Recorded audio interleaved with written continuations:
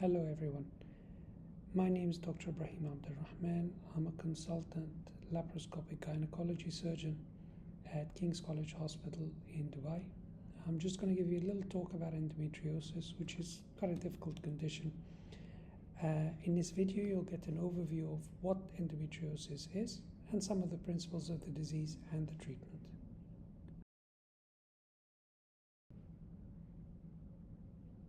Endometriosis can start at a woman's first menstrual period and last until the menopause. It might result in the formation of scar tissue within the pelvis and other parts of the body. It occurs in about 5 or 10% of women, but many women don't even know they have it. There are several different lesion types you can get. The first is what we call superficial endometriosis, where you get these lesions in the lining of the pelvis, and they can cause some pain and irritation and are only diagnosed when you have what's called a laparoscopy to see what's going on. Ovarian cysts, called endometriomas, can occur, and this is another type of endometriosis. You can also get what's called deep infiltrating endometriosis, which are deep, dense adhesions between the pelvic organs as a result of endometriotic lesions which become fibrotic. In rare cases, endometriosis can also be found outside the pelvis. Now, adenomyosis is a similar condition to endometriosis and occurs when tissue from the lining of the uterus grows inside the muscle wall of the uterus over time. It can cause the uterus to double or triple in size and cause very heavy periods and very painful periods. The cause of endometriosis is not known, and unfortunately there's no way to prevent it. Again, unfortunately there is no cure, but its symptoms can be treated with medicines and in some cases surgery. Now, whilst many people with endometriosis don't have any significant symptoms, it can actually cause very severe pain in some women, especially during the menstrual period or during sex, or when using the bathroom. Some people have trouble getting pregnant, but some people with endometriosis just tolerate the disease and think it's normal, painful periods. The commonest symptoms, as I said, is pain, which can occur, as we said, during the period or with sex, but some people can actually experience chronic pelvic pain, which is throughout the month. They can get very heavy bleeding with their periods, they can have trouble getting pregnant, and because of these symptoms and these issues, it can cause very significant fatigue and depression or even anxiety. The symptoms often improve after the menopause, but not always. And as I said, the symptoms are variable, so there's often a delay in diagnosing the symptoms. And lots of ladies with these symptoms may not be aware of endometriosis, so do not seek help. At present, endometriosis can arise in many ways. Now, we've got 3 possible theories. The first is what we call retrograde menstruation, where blood coming out during the period doesn't actually flow out, but flows backwards into the tubes and that way get into the pelvis. These endometriotic cells in the blood can therefore take seed in the pelvis and you develop endometriosis.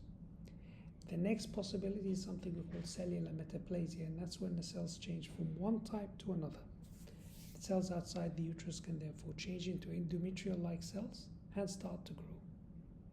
The last theory is what we call stem cells. Now, stem cells are basically the building blocks of cells, and they can arise as anything. Now, sometimes some of these stem cells will develop as endometriotic cells in the pelvis. There are other factors that can contribute to the growth or persistence of endometriosis.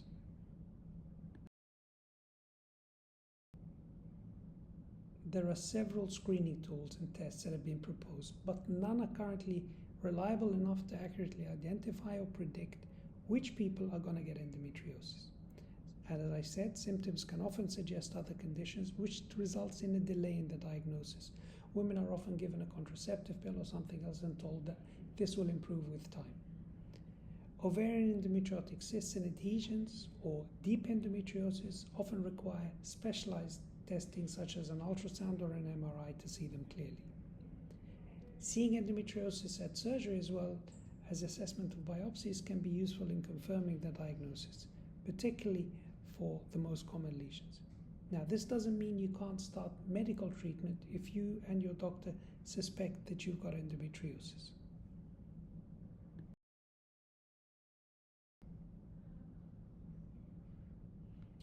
Treatment regimes vary depending on the severity of the disease and whether a pregnancy is required.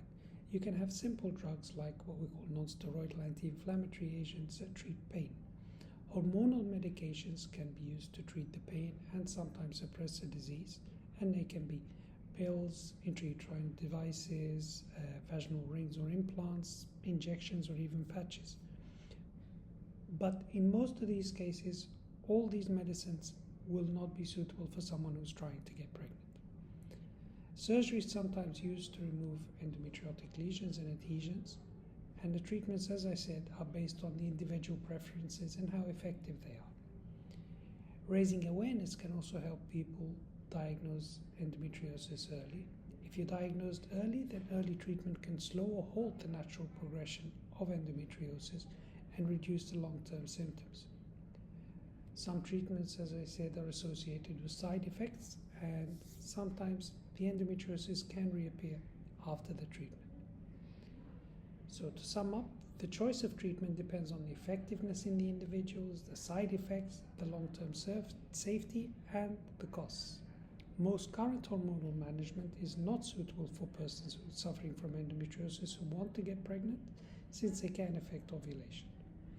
Success in reducing the pain symptoms and increasing pregnancy rate through surgery are often dependent on how bad the disease is. In addition, as we said, lesions may recur after treatment.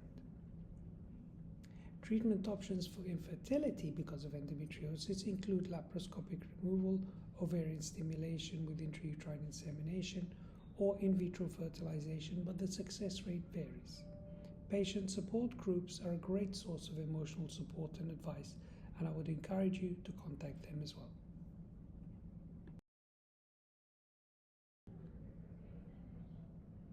Endometriosis has a significant social and public health implication.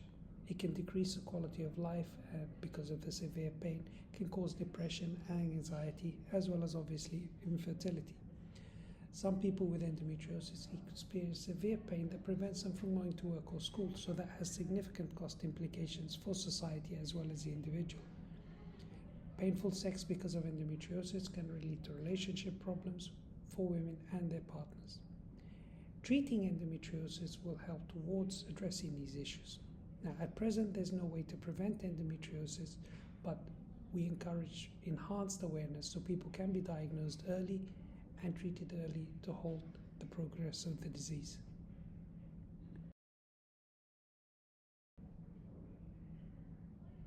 If you have concerns that you may be suffering from endometriosis, then speak to your doctor, who can then carry out assessment and investigations to diagnose you and give you treatment and counseling as needed. Thank you very much for listening.